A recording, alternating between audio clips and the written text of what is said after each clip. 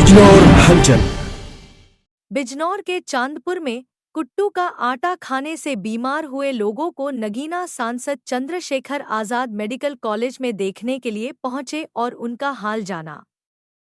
उन्होंने स्वास्थ्य कर्मियों को आवश्यक दिशा निर्देश दिए। चांदपुर में प्रथम नवरात्र के दिन कुट्टू का आटा खाने से 150 से अधिक लोग बीमार हो गए थे, जिन्हें कई अस्पतालों में भर्ती कराया गया था। डीएमएसपी ने अस्पतालों में पहुंचकर बीमार लोगों का हाल जाना था। शुक्रवार को नगीना सांसद चंद्रशेखर आजाद मेडिकल कॉलेज पहुंचे और मरीजों से वार्ता कर उनके स्वास्थ्य के बारे में जानकारी ली। सांसद चंद्रशेखर आजाद ने मौके पर मौजूद स्वास्थ्य कर्मियों को सभी मरीज का बेहतर उपचार करने संबंधित आवश्यक दिशा निर्देश दिए। अभी आ रहे हैं सांसद जी, सुनिए।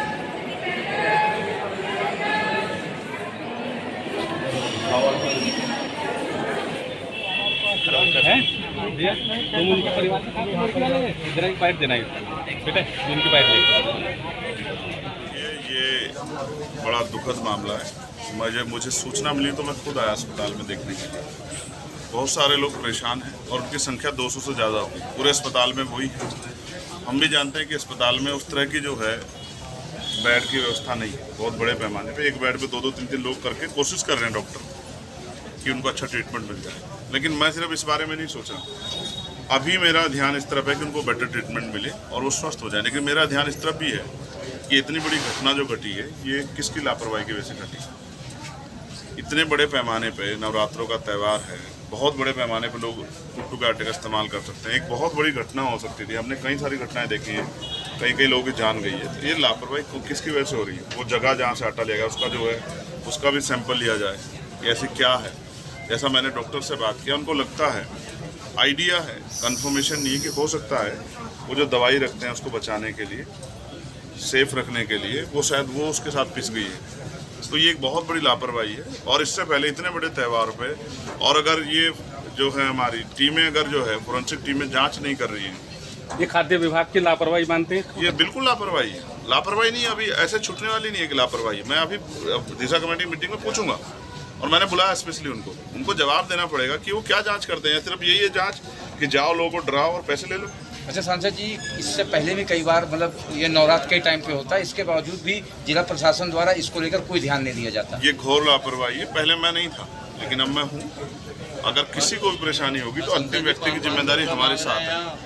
सारे दिन भगा रहा है। मैं आज यहाँ हूँ और मेरा प्रयास रहेगा किसी गरीब को किसी तरह की परेशानी यहाँ ना, चाहे डायलिसिस के पेशेंट हो, चाहे जिनको ब्लड चाहिए उनके हो, या जो लोग भर्ती हैं तमाम तरीके। और जो असुविधा है यहाँ, अगर मैं बात करूँगा एडमिनिस्ट्रेशन से, अगर मैं उनकी कोई मदद कर सकता हूँ, उनकी कोई ऐसी परेशानी, जैसे एक सबसे बड़ी समस्या आईसीयू नहीं है।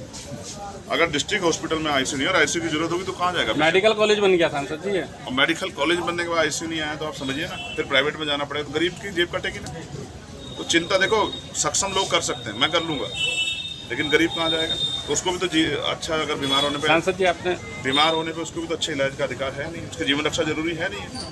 तो ये इंपॉर्टेंट इशू। मुख्यमंत्री जी बहुत कहते हैं, अब जानना ये है कि मुख्यमंत्री जी वहाँ सिर्फ मीडिया को कहते हैं या जमीन पर भी कुछ उसका असर होगा। और एक बहुत बड़ी घटना है, 4 दिन से एक बच्ची जिसके साथ जो नाबालिग है 14 साल की, इसने रेप की एफआईआर दर्ज कराई है और हुई एफआईआर, लेकिन 4 दिन से उसका मेडिकल नहीं हुआ है।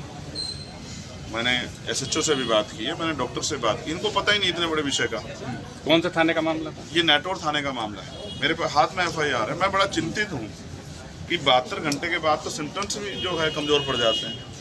अच्छा योगी, तो ऐसा लगता है कि जानबूझ के एविडेंस को खत्म करने का। योगी जी कहते हैं कि बेटियों के प्रति कोई भी लापरवाही बख्शी नहीं जाएगी। जो छेड़छाड़ के आरोपी हैं या बलात्कारी हैं उनको गोली मार देंगे अगली चौराहे पे। इस पर क्या कहना है? मैं गोली की बात से सहमत नहीं हूँ, लेकिन मैं ये कहता हूँ, मुख्यमंत्री कुछ भी कहते रहे, मुख्यमंत्री के साथ हमारी कुछ नैतिक जिम्मेदारी बैठती है।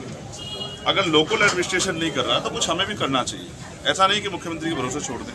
बहुत बड़ा स्टेट है, मैं मुख्यमंत्री जी का इस विषय में दोष नहीं दे रहा हूँ, लेकिन हाँ उनको ये होना चाहिए, अगर उनके मामला संज्ञान में मामला है, सोशल मीडिया का समय है, तो उनकी टीमों की नज़र होनी चाहिए कि कहाँ इतनी बड़ी घटना नाबालिग के साथ पोस्को में आप बड़े दावे कर रहे थे और फिर अगर मेडिकल नहीं हो रहा है तो फिर कहाँ से न्याय मिल जाएगा? तो इसमें मेडिकल जो लड़की का जो मामला नाबालिग लड़की का, इसमें आप स्वास्थ्य विभाग की जिम्मेदारी मानते हैं, लापरवाही, या पुलिस विभाग की? मैं तत्काल किसी को ब्लेम नहीं कर रहा। मैंने दोनों लोग पक्ष को सुन लिया।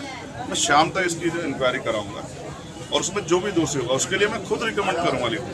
मैं सिर्फ मेंबर ऑफ पार्लियामेंट नहीं हूँ, मैं मेंबर ऑफ पार्लियामेंट के साथ साथ SC/ST वेलफेयर कमेटी का मेंबर भी, और उसके साथ साथ में होम अफेयर्स का भी कमेटी और स्टैंडिंग कमेटी पार्लियामेंट की। तो मैं इस मेरी जांच का दायरा ठीक है, मैं करा सकता हूँ। तो मैं लापरवाही को छोड़ने वाला नहीं। मैं गरीबों के लिए, कमजोरों के लिए, किसान मजदूर, तमाम तरह से जो जिनको जरूरत है उनके लिए हम लोग खड़े हैं और इसीलिए उन्होंने हमें चुना। ऐसा नहीं कि हम दफ्तर में आराम से बैठे वो लोग यहाँ तड़प अस्पतालों में, ये नहीं होगा। हम लोग लड़ेंगे उनके लिए।